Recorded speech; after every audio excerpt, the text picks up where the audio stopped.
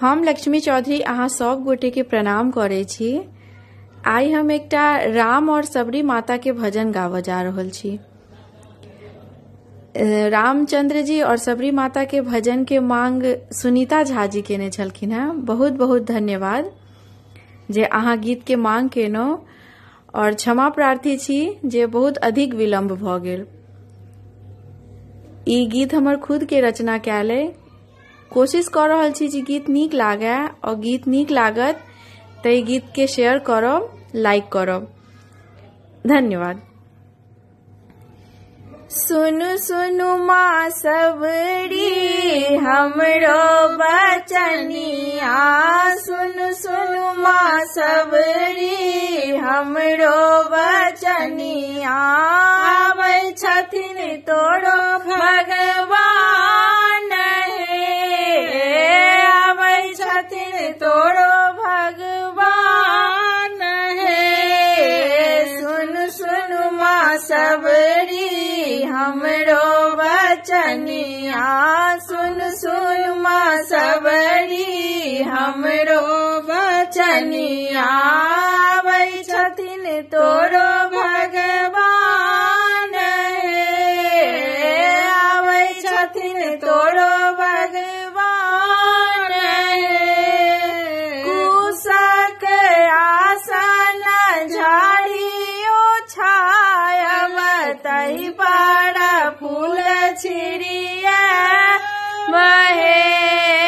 कुशक आसन झाड़ियो छायब तहि पर फूल छिड़िया बहे।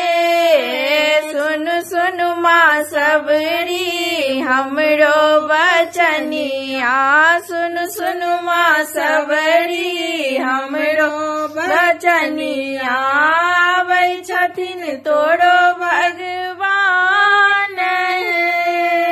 कथी के निर्लाय चरणों पखारब, कथी सा चरना सुख बहे।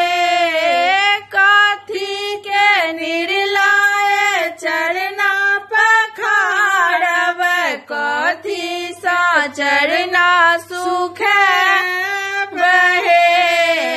नैना के निर्लाय चरना पखारब, नैना के निर्लाय चरना पखारब। अचरे सा चरना सुख बहे, अचरे सा चरना सुख बहे। सुन सुन माँ सबरी हमरो बचनिया, सुन सुन माँ सबरी हमरो बचनिया। आबै छथिन तोरो भगवान हे, आबै छथिन तोरो भगवान हे।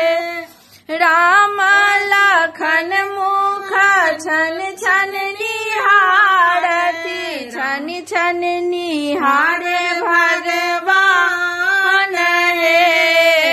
राम लखन मुख छन छन निहारती, छन छन निहारे भगवान हे। दैहिक वैदिक छन में मेटा गेल, दैहिक वैदिक छन में मिटा गेल।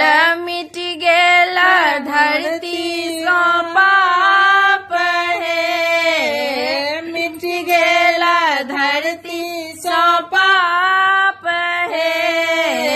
सुन सुन माँ सबरी हमरो बचनिया, सुन सुन माँ सबरी हमरो बचनिया। आबै छथिन तोरो भगवान हे, आबै छथिन तोरो भगवान हे। सबरी के घर नहीं आसन ओ बासन, नहीं छने अनक भंडार।